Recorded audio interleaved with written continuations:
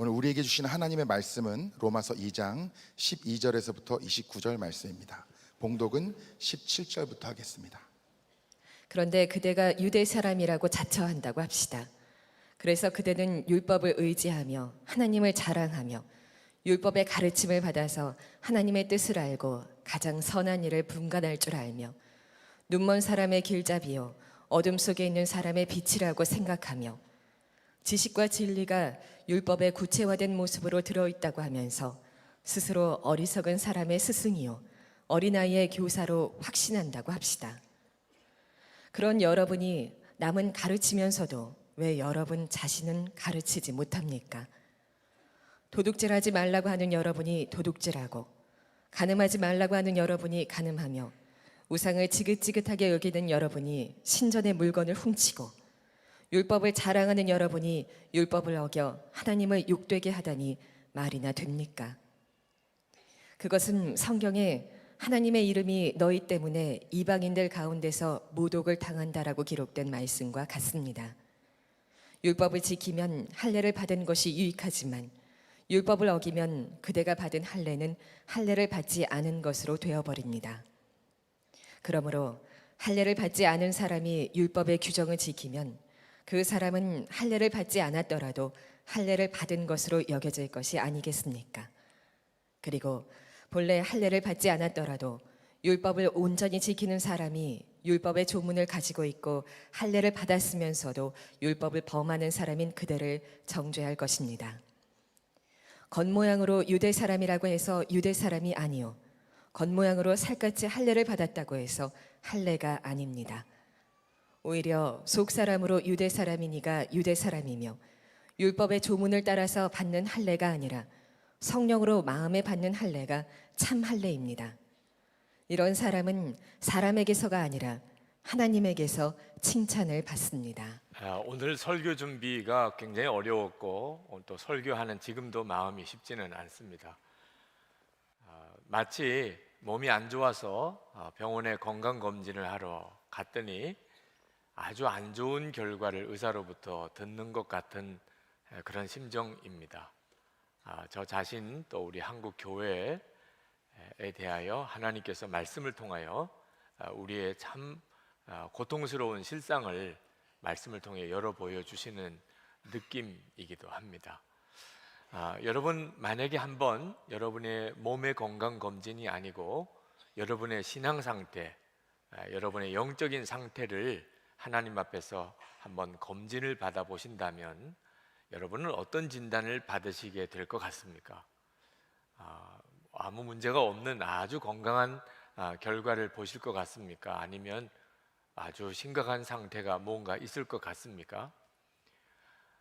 여러분들 늘 여러분 자신의 신앙 상태를 돌아보시고 사셔야 합니다. 우리가 영적인 상태를 하나님 앞에서 이렇게 진단받을 때 가장 두려운 진단이 내려지는 것이 있다면 마치 몸의 암과 같이 아주 두려운 진단을 받는 것이 있다면 율법주의에 빠졌다고 하는 진단을 받는 겁니다.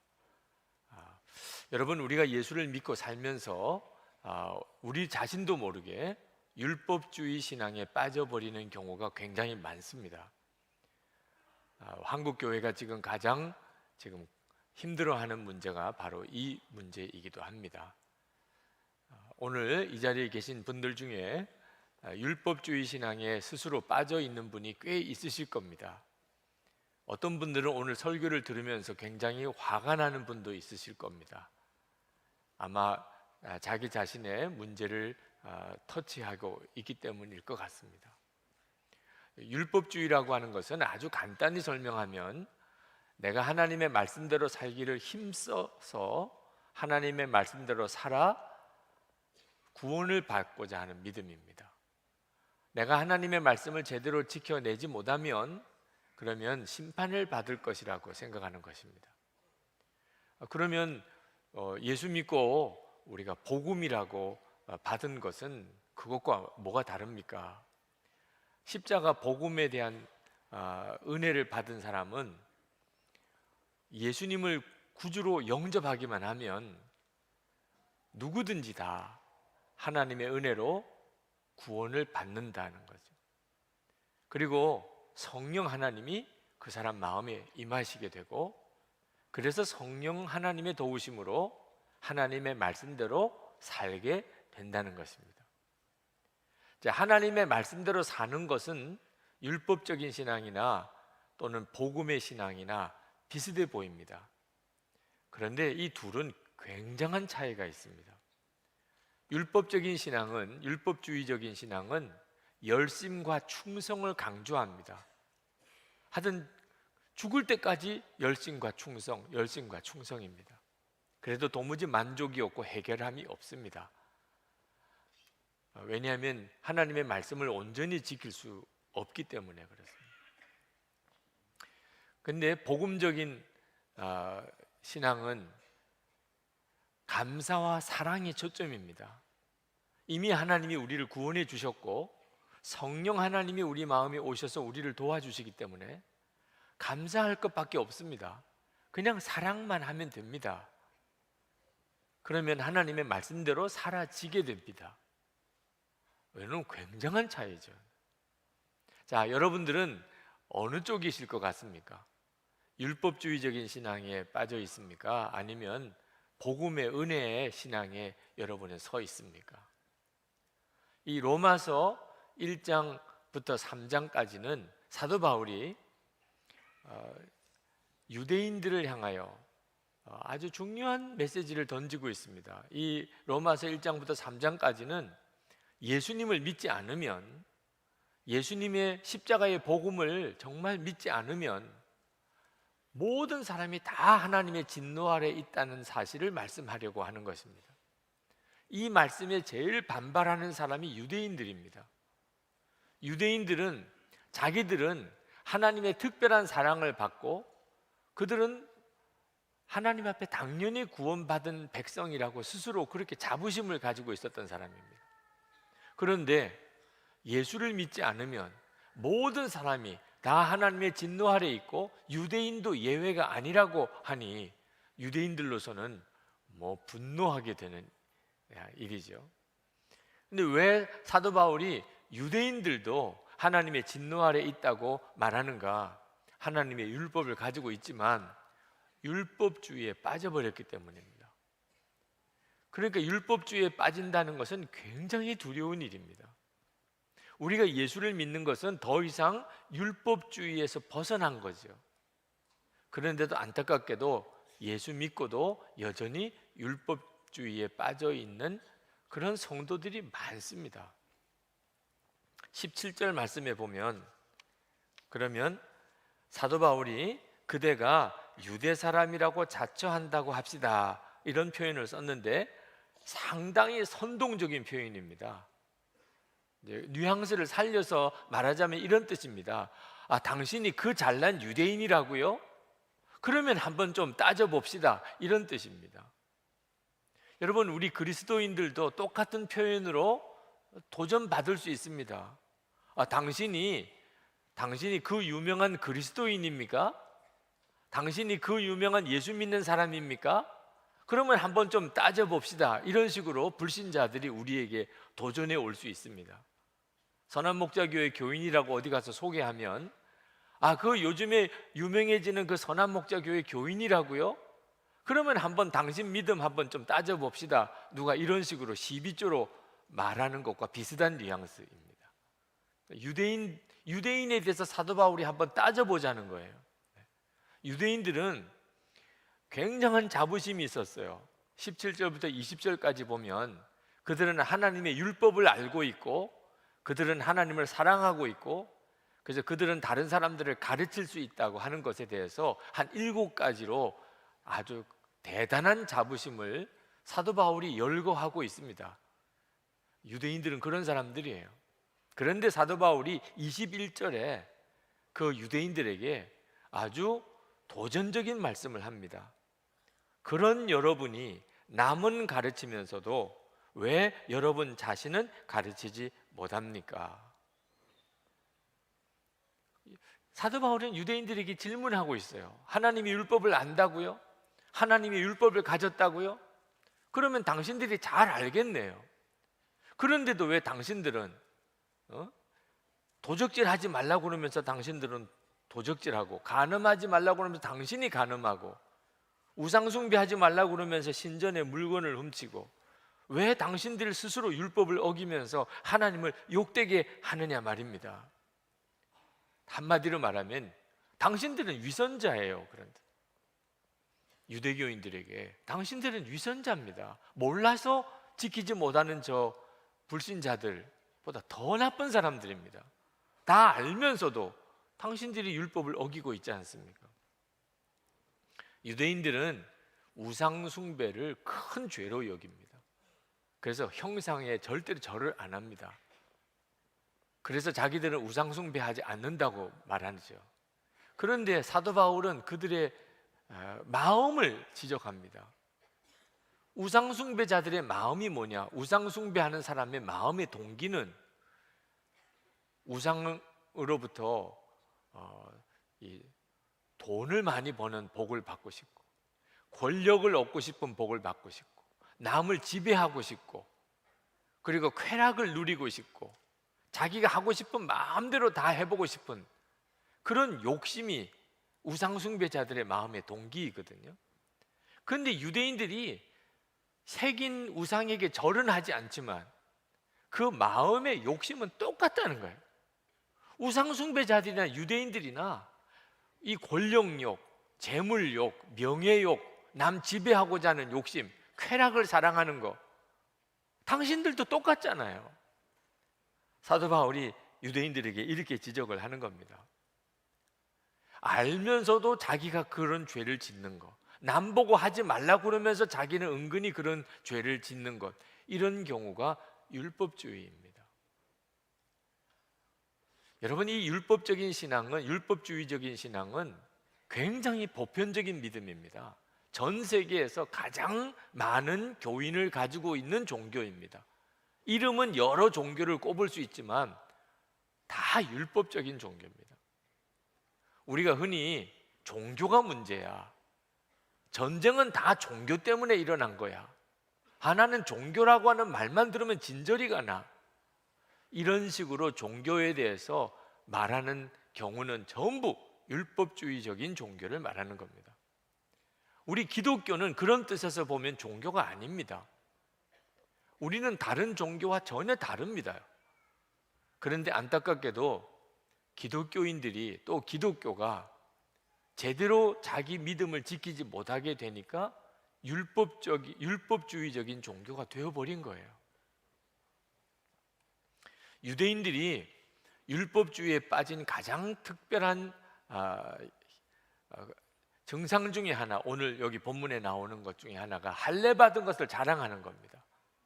유대인들은 자기들이 할례 받은 것을 엄청 자랑합니다. 우리가 생각할 때는 정말 이상하죠. 할례 받은 게 그렇게 자랑스러운 건가? 하여튼 유대인들은 그걸 자랑스럽게 해서 할례 받았다는 것을 하나님의 백성이 된 증거라고 생각하는 겁니다. 그리고 할례 받지 않은 이방인들을 개 취급을 하는 거예요. 근데 사도 바울이 그들이 개 취급을 하는 무할례자들이 할례 받은 그 유대인들보다도 하나님의 율법을 더 잘 지킬 수 있다고 하는 말씀을 하고 있어요. 이건 유대인들에게 기절초풍할 일입니다. 25절, 26절을 봅시다. 율법을 지키면 할례를 받은 것이 유익하지만 율법을 어기면 그대가 받은 할례는 할례를 받지 않은 것으로 되어버립니다. 그러므로 할례를 받지 않은 사람이 율법의 규정을 지키면 그 사람은 할례를 받지 않았더라도 할례를 받은 것으로 여겨질 것이 아니겠습니까? 유대인들은 이 말 자체가 벌써 화가 나는 말입니다.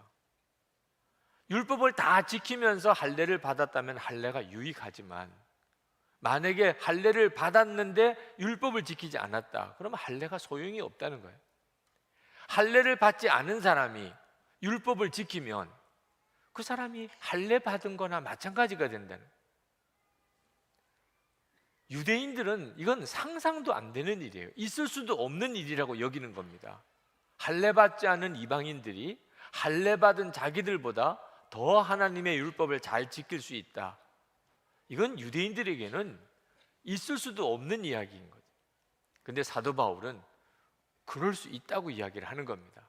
그러니까 육신의 할례 받은 게 사실 그게 그렇게 자랑하고 또 할례 받지 못한 사람을 그렇게 막 폄하하고 비판하고 개취급할 그런 내용이 아니라는 거죠. 할례 받은 것은 하나님이 하나님의 백성으로 삼아 주셨다는 증거예요.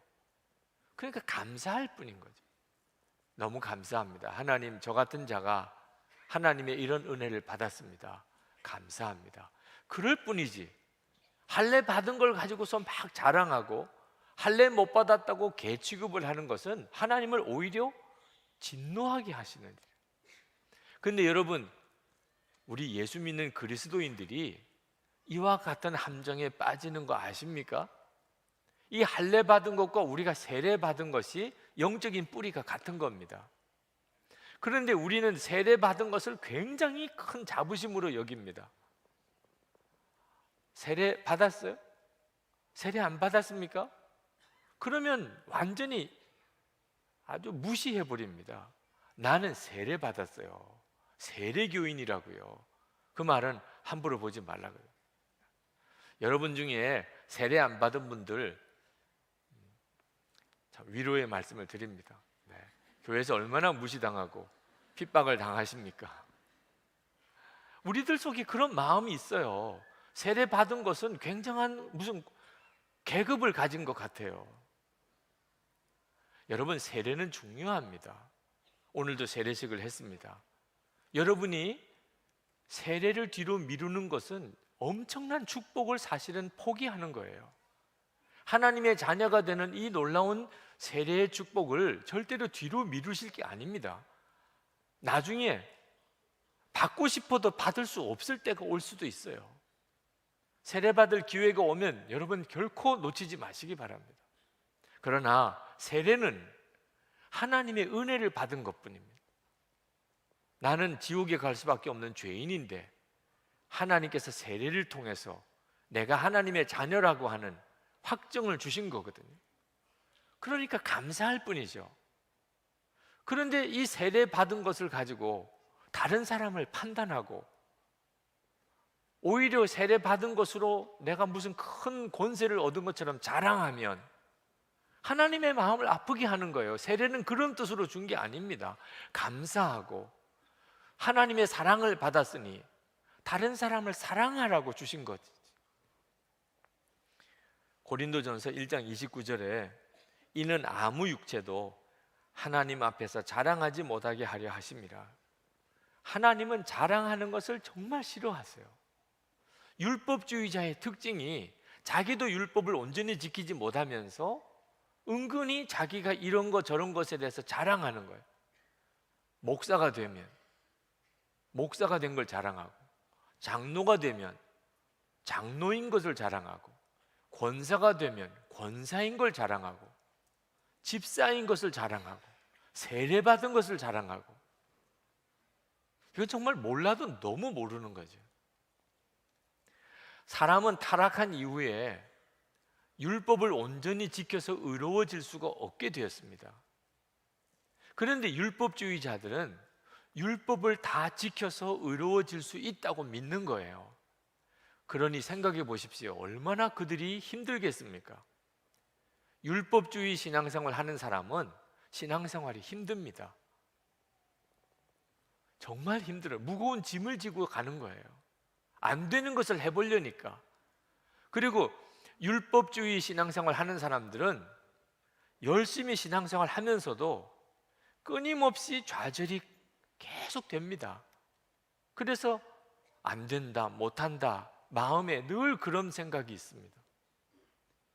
그리고 위선적이게 돼요.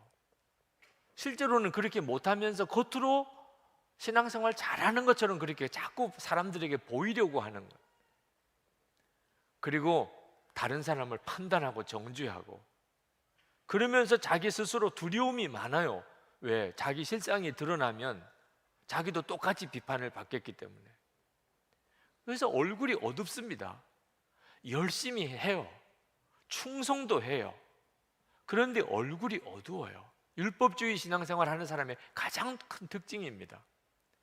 제가 지난 안식년 때 이스라엘에서 40일을 지내면서 거기서 유대인들 중에 종교인이라고 하는 사람들의 지역에 가본 적이 있습니다. 여러분도 혹시 영상이나 뉴스 같은데 유대인들이 전통적인 유대인 복장을 입고 그리고 머리도 기르고 그리고 모자도 쓰고 뭐 이런 검은색 옷을 입고 다니는 분들을 보셨을 거예요. 이런 분들이 종교인이라고 말해요. 그 사람들은 철저히 율법대로만 살려고 하는 사람들.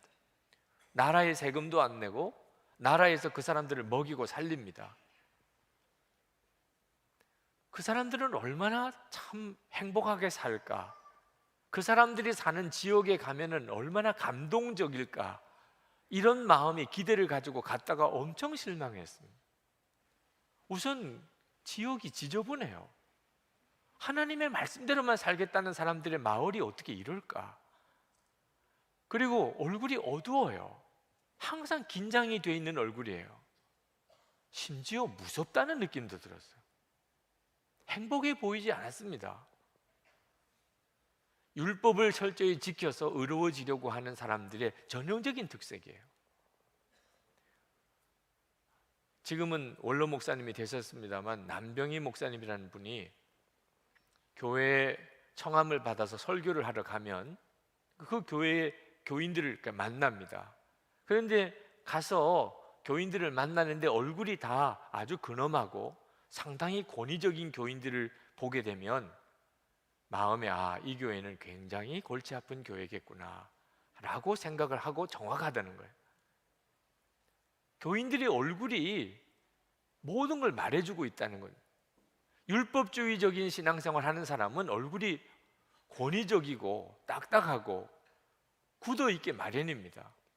믿음이 좋다는 사람일수록, 직분이 높은 사람일수록 더 그렇습니다. 기쁨이 있고 감사가 있고 사랑이 넘치면 얼굴이 권위적이고 딱딱할 수가 없어요. 은혜가 있는 사람은 결코 그럴 수가 없습니다. 율법주의와 정반대가 십자가의 복음으로 은혜 생활하는 겁니다. 은혜 생활하는 사람의 특징이 감사와 사랑입니다. 그것은 성령 하나님이 마음에 오셨기 때문이에요. 성령 하나님이 마음에 오시니까 마음이 뒤집어지는 겁니다. 마음이 완전히 바뀌어버려요. 마음이 바뀌어버리는 겁니다. 그 특징이 감사와 사랑입니다. 이것을 마음이 할례를 받았다고 말하는 겁니다. 29절에 성령으로 마음에 받는 할례가 참 할례입니다. 여러분, 우리가 예수를 믿으면 마음이 할례를 받습니다. 그 말은 성령 하나님이 내 마음에 임하시고 나는 항상 성령 하나님을 의식하고 살게 된다는 겁니다. 내 마음에 가장 귀한 분이 오셨어요. 그 열매가 기쁨이고 감사고 사랑입니다. 부드러운 마음이라고 그랬어요. 성경은 하나님이 예언하셨습니다. 에스겔서 36장 26절 27절을 보면 우리 같이 한번 읽겠습니다. 또 새 영을 너희 속에 두고 새 마음을 너희에게 주되 너희 육신에서 굳은 마음을 제거하고 부드러운 마음을 줄 것이며 또 내 영을 너희 속에 두어 너희로 내 율례를 행하게 하리니 너희가 내 규례를 지켜 행할지니라. 아멘.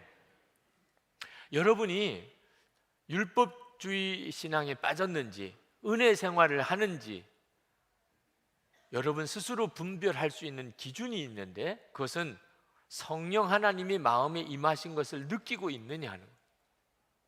성령 하나님이 지금 마음에 계신 것을 느끼고 있습니다. 그러면 여러분의 마음이 부드럽습니다. 기쁨과 감사와 사랑이 있어요. 그러면 여러분 은혜 생활하는 겁니다. 그런데 여러분의 마음이 딱딱하고 굳어 있고 그리고 남에 대한 비판이 있고 두려움이 있고 염려가 있으면 여러분도 모르게 지금 율법주의에 빠져 있는 겁니다. 페이스북에 어느 분이 간단한 간증을 올리셨어요. 15년 전 제 안에 주님이 들어오셔서 변화되기 시작했을 때 저희 어머니께서 하셨던 말씀이 기억납니다. 윤선아, 주님이 분명 살아계시기는 하구나. 너 같은 사람이 변화가 되다니. 그러면서 부끄럽지만 아멘입니다. 그렇게 썼어요. 여러분이 정말 성령 하나님이 여러분의 마음에 오셨다면 주변 사람이 다 알게 돼 있어요. 여러분이 감사와 기쁨과 사랑의 사람이 되기 때문입니다. 마음이 변한 것은 사람이 알게 돼 있어요. 여러분도 알지만 주변 사람이 다 압니다. 할례라고 하는 것은 남자 성기의 표피를 잘라내는 겁니다. 아브라함 때 하나님이 그렇게 하시고, 그리고 그 아브라함의 후손들인 유대인들이 다 할례를 받았습니다. 이것은 무엇을 상징하느냐? 이제부터 너는 완전히 내 것이라고 하나님이 인친 거예요. 너는 이제 세상과는 이제는 완전히 작별한 거다. 세상에 대해서는 너는 죽은 거야. 이제 너는 내 것이야. 그런 증거로 하나님이 할례를 하게 하신 겁니다. 이스라엘 백성들은 할례를 하면 이제부터 하나님의 것이다. 나는 그런 증거예요. 그런 믿음으로 살라는 겁니다. 우리가 예수를 믿으면 육체의 할례를 이제 받을 필요는 없지만 마음에 그런 할례가 임합니다. 예수를 믿으면. 그게 바로 성령 하나님이 우리에게 오시는 거예요. 성령 하나님이 내 마음에 오시면 마음에 할례가 일어난 겁니다. 하나님이 우리에게 말씀하세요. 너는 이제 세상에 대해서는 죽은 자야. 너는 이제 내 것이야. 내가 너의 마음에 주님으로 왕으로 임했잖아. 그런 뜻이거든요. 골로새서 2장 11절에 분명히 말씀했습니다.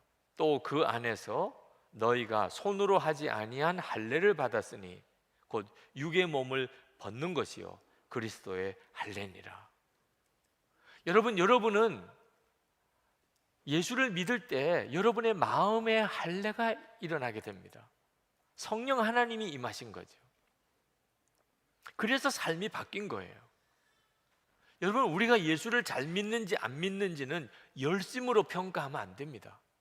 열심히 신앙생활 하느냐, 그건 대단히 중요한 거지만 열심만 가지고서는 정확하게 알 수가 없어요. 왜? 율법주의자들도 대단히 열심입니다. 율법주의자들도 대단히 충성스러워요. 거기에 목숨을 걸었으니까. 유대인들이 할례 받는 정도가 아닙니다. 그들은 월삭도 지키고 각종 절기도 지키고 그리고 각종 대회, 성회, 그들이 지키는 게 엄청 많습니다.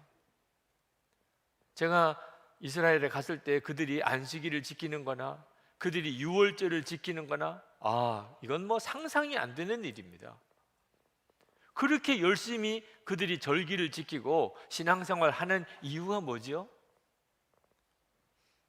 율법을 온전히 지킨 자신이 없으니까 자꾸 그런 것들을 가지고서 자기들의 마음의 위안을 받으려고 하는 겁니다. 우리는 이렇게 열심히 하고 있어. 그러면서도 계속 마음이 불안한 거죠. 우리가 예수를 믿으면서도 그렇게 믿는 사람들 많습니다. 쓸데없는 걸 자랑하는 거예요.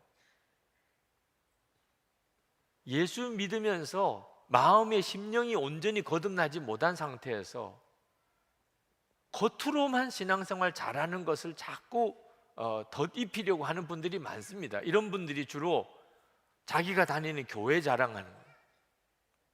자기 교회 담임 목사 자랑하는 거예요. 교회 예배당 얼마나 큰가 자랑하는 거예요. 교인 수 얼마나 많은가 자랑하는 겁니다. 그리고 정통교단이라는 거 자랑. 장자교단이라는 말 흔히 쓰죠. 정통신앙 자랑하는 겁니다. 우리 교회에 무슨 역사가 많이 일어난다, 기적이 많이 일어난다, 은사가 너무 넘친다, 이런 거 자랑하는 겁니다. 여러분, 율법주의 신앙에 빠지면 그런 쓸데없는 자랑거리만 잔뜩 가지고, 진짜 자랑하고 정말 중요한 거는 따로 있어요. 정말 중요하고 진짜 중요한 것은 사람들이 나를 보고 하나님께 영광을 돌린다는 거예요. 사람들이 나를 보면 하나님 믿고 싶어진다는 거예요. 이건 진짜 자랑할 만해요. 유대인들의 문제가 뭐였냐? 유대인들은 그렇게 열심히 신앙생활 하면서 그렇게 율법을 지키려고 그렇게 애를 쓰면서도 세상 사람들이, 유대인 아닌 세계 각국의 많은 사람들이 유대인들이 믿는 하나님 좋은 줄을 모른단 말이에요. 여러분들도 어지간히 역사를 아시면 유대인들이 얼마나 미움을 많이 받았는가를 알 거예요. 거기에는 신학적인 문제도 있긴 합니다만 유대인들 스스로 살아가는 삶을 통하여 다른 이방인이라고 하는 사람, 민족들이 마음이 좋은 느낌이 안 드는 겁니다. 이방인을 개라고 이야기하는데 어느 이방인이 좋아하겠습니까? 24절 말씀이에요. 그것은 성경에 하나님의 이름이 너희 때문에 이방인들 가운데서 모독을 당한다라고 기록된 말씀과 같습니다. 이게 율법주의의 심각한 문제입니다. 그렇게 열심히 신앙생활 하는데도 영광이 안 나타납니다. 사람들이 보기에 좋아 보이지 않은 거예요. 그런데 여러분, 지금 한국 교회가 빠져 있는 함정이 바로 이 문제에 있습니다. 한국 갤럽에서 작년 4월, 5월에 걸쳐서 우리 전 국민을 상대로 종교 실태 조사를, 한국인의 종교 실태 조사를 했는데 그 결과가 이번에 나왔습니다. 거기에 보니까 이런 항목이 있습니다. 가장 종교 생활에 열심을 내는 종교, 어느 종교겠어요? 단연 기독교입니다. 다른 종교와 비교가 안 돼요. 종교 생활하는 빈도, 오늘도 여러분 주일이라고 예배드리러 나오셨잖아요. 이런 주일마다 자기가 교회나 어떤 종교시설에 가서 이렇게 종교생활하는 거는 불교 신자는 이건 비교도 안 돼요, 우리와. 이게 주일만 오는 것뿐만입니까? 새벽 기도도 나오잖아요. 수요 예배, 금요 성령 집회, 속회 모임, 그 통계치를 보면 불교나 천주교하고 기독교는 비교가 안 돼요. 그렇게 우리 기독교인들은 종교 생활을 열심히 하는 사람들이고 이건 다른 사람들도 다 인정합니다. 그런데 또 이런 항목이 있습니다. 호감도, 어느 종교에 가장 호감이 가느냐. 1위는 불교입니다. 25%, 2위는 천주교 18%, 3위는 기독교 10%. 종교 생활은 그렇게 열심히 하는데 호감도는 꼴찌예요. 이게 바로 전형적인 율법주의적인 종교입니다. 유대인들 말할 게 없어요. 우리 예수 믿는, 이제는 우리는 율법에서 해방되어서 정말 십자가의 복음으로 은혜 생활을 한다는 우리가 유대교와 똑같이 가고 있는 거예요. 여러분 주변 사람들에게 한번 설문조사해 보세요. 여러분 보고 예수 믿을 마음이 생겼는지, 여러분 보니까 하나님이 좋다고 느껴지는지, 이번 설날 명절 때 일가 친척들에게 다 설문지 조사 한번 해보세요. 솔직하게 써달라고 부탁하고 받아보세요. 여러분, 본래 기독교가 그런 게 아닙니다. 사도행전 2장부터 4장까지 읽어보면 성령이 임하시고 그들이 예수 믿는 사람들의 모습을 보고 주변 사람들이 다 칭찬하고, 그리고 예수 믿고 싶어서 사람들이 교회로 몰려 들어왔어요. 저는 이번 설교를 하면서 책을 하나 미리 읽어와 달라고 광고 아닌 광고를 했었던 적이 있습니다. 영성일기 컬럼, 페이스북 컬럼을 읽어보신 분들은 아마 보셨을 거예요. 박혜란 목사님이 쓰신 목사의 딸이라는 책입니다. 저는 그 책을 오늘 인용하려고 합니다. 그러나 한 주간 내내 마음이 괴로웠어요. 그 책을 설교 때 인용하겠다고 소개를 하면서 잠깐 언급했던 것 때문에 얼마나 많은 비난의 글이 댓글이 실렸는지 모릅니다. 이유는 이 목사의 딸이라는 책을 쓴 박혜란 목사님이 너무너무 한국의 유명한, 정말 한국이 자랑하는 신학자 목사님의 딸이에요. 그 목사님의 제자들이 한국에 목회를 너무너무 잘하시고 신학교 교수님들도 많습니다. 저는 그 목사님과 비교하면 이건 비교가 안 될 정도로 그 목사님은 저보다 탁월한 분이세요. 그래서 저는 오늘 그 목사님의 실명을 거론하고 싶지 않습니다. 어떤 목사님이신지에 대해서 그 목사님의 이름을 밝히고 싶지 않아요. 이 설교 때 단 하나, 그렇게 많은 분들이 존경하고 훌륭하고 한국이 자랑하는 그런 신학자고 목사님이신데 딸이 본 아버지는 달랐다는 거예요. 딸이 본 아버지는, 그분은 유교 신자예요. 그렇게 가부장적인 권위주의자예요. 철저한 율법주의자예요. 아내를 매정하게 대하고 자녀들에게 아버지의 사랑을 주지 않고 가정을 돌보는 일은 세속적인 일이라고 생각하고 성경 주석 작업만 평생 하시고 그리고 나가서 교회 일만 하시고 자녀들에게는 말할 수 없는 상처를 주었다는 거죠. 이 박혜란 목사님이 그 아버지의 영향으로 하나님이 살아계시고 하나님이 자기를 창조하신 것은 믿지만 하나님은 언제나 무서운 하나님, 언제나 벌 주시는 하나님이었어요. 항상 하나님 앞에 죄 지은 게 없을까 노심초사하고 두려워 떨며 살았다고 그랬어요.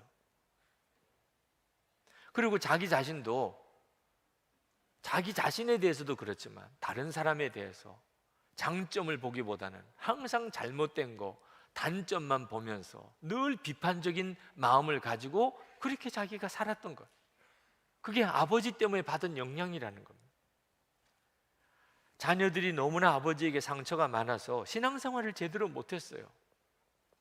아버님이 이제 연세가 많아서 돌아가실 때가 됐습니다.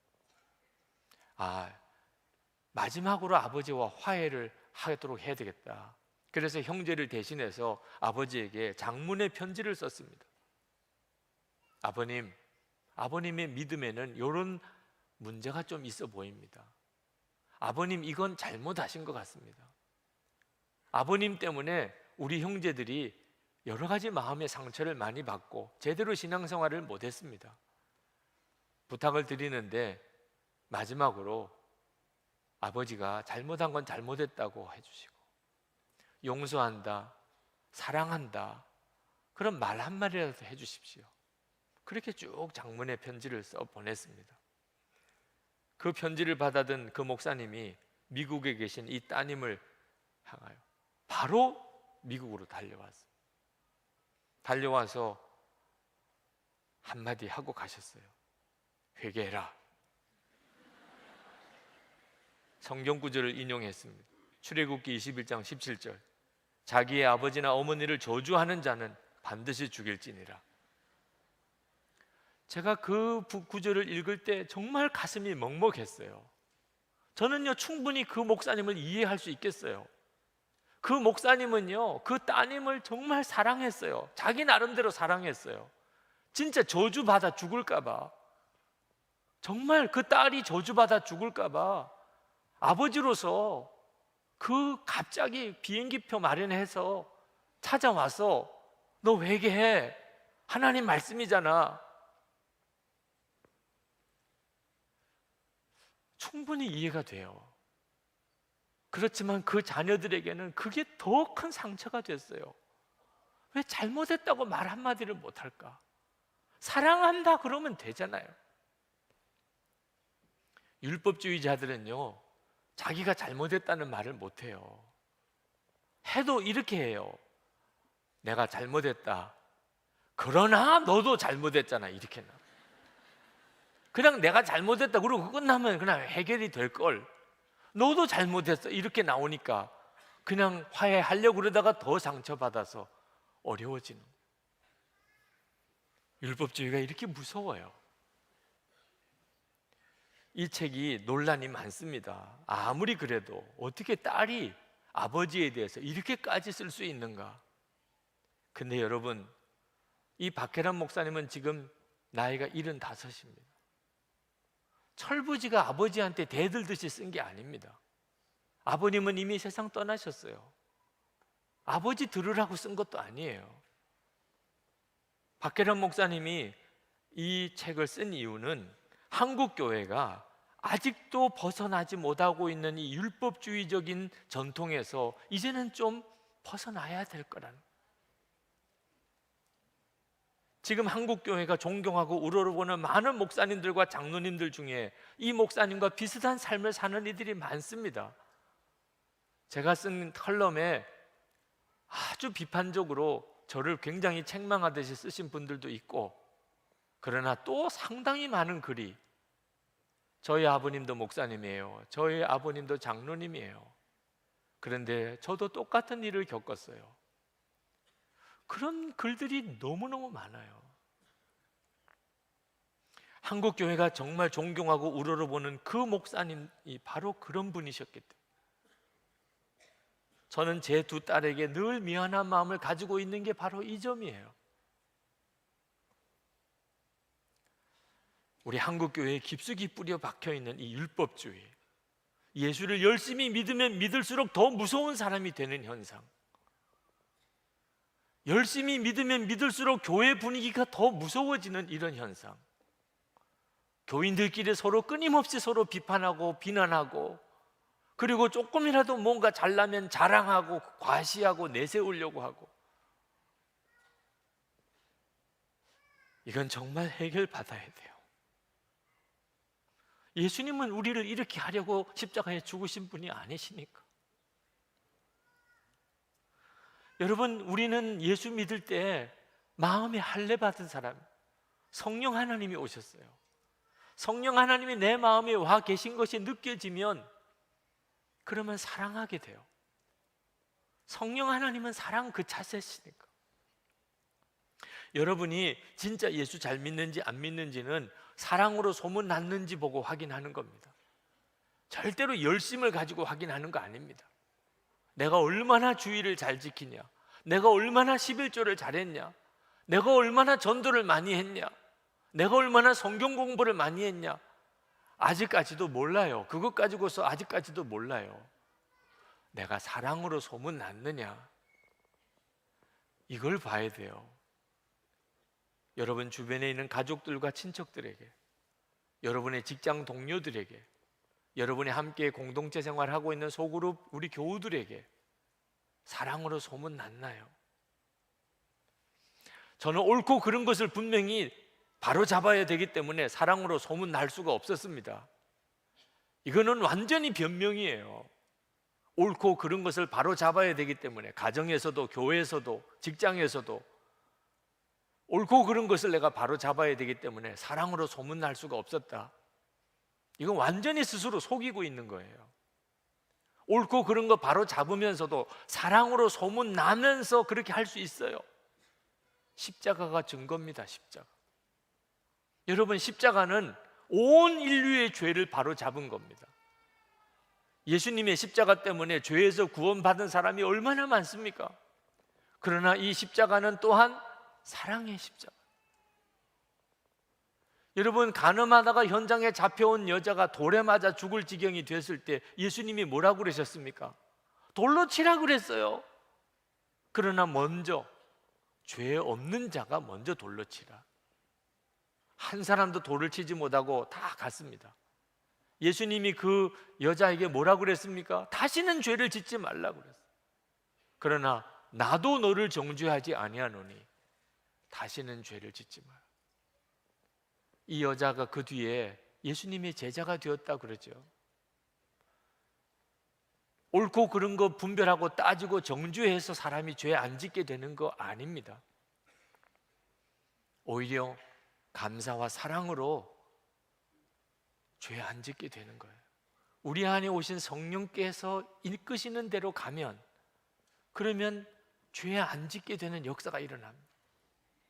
존 비비어 목사님, 그분의 임재라는 책에 신혼 때 이야기를 하셨습니다. 사모님이 존 비비어 목사님 때문에 얼마나 괴로움을 당하셨는지, 그때 당시만 해도 존 비비어 목사님은 여러 가지로 실수도 많이 하고 삶이 엉망이었습니다. 그때마다 사모님에게 가서 여보 미안해, 나 용서해줘. 그 사모님이 용서해달라는 존 비비어 목사님 남편에게 소리를 질렀어요. 당신 정말 변화되고 난 다음에 그때 사과하세요. 그러면 내가 당신을 믿겠어요. 이게 한두 번이에요. 또 죄를 지었어요. 여보 미안해, 용서해줘. 그때 사모님이 목사님에게 폭언을 퍼부었어요. 다시는 사과도 하지 마세요. 진저리가 나요. 이제는 꼴도 보기 싫어요. 사과도 하지 마. 분이 치밀어 올라서 하나님께 기도했습니다. 남편 좀 변화시켜 주세요. 사모님은 기대하기를 하나님이 남편의 꿈속에라도 나타나서 때리고, 그래서 남편이 뒤집어지는 역사가 일어날 거라고 생각했는데, 하나님이 뜻밖의 사모님에게 말씀하셨어요. 너 남편을 용서해 주지 않으면 내 남편은 영원히 변하지 않을 것이다. 사모님이 하나님에게 항변했습니다. 왜 항상 제가 먼저 변화되어야 된다고 말씀하시는 거예요? 저는 정말 억울한 사람이잖아요. 그런데 하나님은 똑같은 말씀을 하세요.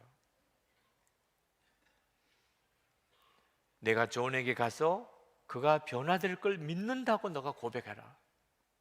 그리고 그동안의 잘못을 모두 용서한다고 분명히 말하라. 사모님으로서는 정말 할 수 없는 말씀을 하신 거예요. 그러나 하나님의 뜻은 너무 분명해요. 사모님이 괴로워하다가 결국 하나님께 순종합니다. 그리고 남편에게 찾아갑니다. 남편에게 말합니다. 하나님이 자기에게 말씀하셨던 걸 이야기해요. 나는 당신이 정말 변화될 걸 믿습니다. 하나님이 그렇게 말하라고 하셨습니다. 그리고 지금까지 당신이 모든 잘못한 것을 진심으로 다 내가 용서합니다. 그때 이 존 비비어 목사님 안에 하나님의 기름 부음이 임했어요. 아내의 그 말 한마디에 그 사모님의 마음도 녹아지고, 목사님 안에 그렇게 극복이 안 되던 문제들이 극복이 되는 놀라운 성령의 체험이, 치유가 일어났어요. 그리고 지금이 존 비비어 목사님의 사역이 있는 겁니다. 사람은 어떻게 변하지요? 자신도 남도 다 똑같습니다. 우리 안에, 우리 마음에 오신 성령님으로 인하여 바뀌는 거예요. 이번에 두바이 선교사님 수련회 갔다가 아부다비에 들렀습니다. 그 아랍에미레이트의 수도지요. 지금 아부다비에는 우리 한국 목사님이 큰 예배당을 짓고 있습니다. 기적 같은 역사가 일어나고 있어요. 그 아부다비, 두바이 거기에는 이슬람 국가라 기독교인들이 마음대로 예배를 못 드립니다. 딱 정해진 구역에서만 예배를 드려요. 거기만 예배당을 지을 수 있습니다. 그런데 우리 한국 목사님이 그 전 세계 기독교인들이 다 예배 드릴 수 있는 그 엄청난 예배당을 짓고 있어서 같이 보고 왔습니다. 그런데 그 아부다비를 갔다 오면서 너무나 나무가 많아요. 사막 도시인데도 그 국왕이 나무 심는 것을 너무나 장려해서 그 모든 국토에 물관을 다 심어서 거기다가 나무를 기릅니다. 근데 버드나무 같이 생긴 나무가 있어요. 야, 여기도 저런 나무가 있구나. 강희진 목사님이, 목사님 저 버드나무 같은 나무 보시죠? 네, 저렇게 한국에 있는 버드나무 같이 부드러운 나무 같이 보이는데 가까이 다가가서 그 가지를 만져보면 다 가시가 돋쳐 있습니다. 깜짝 놀랐습니다. 사막이라 그 풍성한 버드나무 같은 나무도 가시가 나는 거예요. 물이 없으니까. 그러면서 목회하는 이야기를 하세요. 교인들을 만나는데 가시가 많은 교인이 있다는 거예요. 그렇게 믿음이 좋아 보이는데 가까이 가면 가시가 있다는 거예요. 생수가 없으니까. 마음에 예수님과 동행하는 것이 안 되면 이렇게 돼요. 우리가 신앙생활 겉으로는 잘하는 것 같은데 실제로는 다 가시가 있는 사람이 되는 거예요. 그걸 가까운 사람이 알아요. 가족들이 알아요. 멀리 보는 사람은 몰라요. 가까운 직장 동료들이 알아요. 여러분은 가시 있는 나무입니까? 가시가 없는 나무입니까? 성령 하나님이 우리 안에 오시는 이유는 우리 안에 생수의 강이 터지기 위해서 그렇습니다. 성령님을 모시고 살면 사람이 변해요. 가시가 없어져요. 가까운 사람이 그걸 알아요. 오늘 여러분에게 그와 같은 역사가 일어나기를 축복합니다. 이것이 율법주의에서 벗어난 성도의 축복입니다. 저는 선한목자교회가 정말 은혜가 충만한 교회, 진정으로 은혜가 충만한 교회, 율법주의 신앙이 우리 교회 내 자리 잡지 않게 되기를 간절히 원합니다. 감사하고 사랑만 하는 겁니다. 성령님의 역사죠. 그런데 여러분 부탁합니다. 감사하고 사랑하자고 그러니까 이제 또 감사하고 사랑하자는 게 율법이에요. 또 이게 감사야? 이게 사랑이야? 저 사람 감사가 없네? 저 사람 사랑이 없네? 제발 좀 이제는 그런 노릇 하지 마시죠. 어떤 때는 답답하기도 해요. 어떻게 감사와 사랑으로만 살 수 있을까? 여러분, 이걸 율법으로 풀면 안 됩니다. 감사와 사랑은. 감사와 사랑은 성령님께서 하시는 거예요. 우리가 할 일은 성령님이 내 마음에 계신 것을 진짜 믿는, 그리고 항상 주님만 바라보는 겁니다. 그러면 주님이 감사와 사랑으로 우리를 변화시켜 주신다. 이번 설날 여러분 친척들, 가족들 만나실 때 여러분이 얼마나 은혜 안에 사는 사람인가를 드러내 보여주세요. 그래서 그들이 여러분을 보고 예수 믿는 건 좋은 거구나, 예수 믿는 사람들이 믿는 저 하나님은 정말 좋은 분이신 모양이다, 그런 말을 들으시는 것이 가장 큰 축복입니다. 얼마든지 그렇게 하실 수 있어요. 여러분이 감사하고 사랑하려고 애쓸 게 아닙니다. 그냥 여러분 안에 정말 성령 하나님이 와 계신 걸 믿으세요. 그리고 그분을 늘 의식하세요.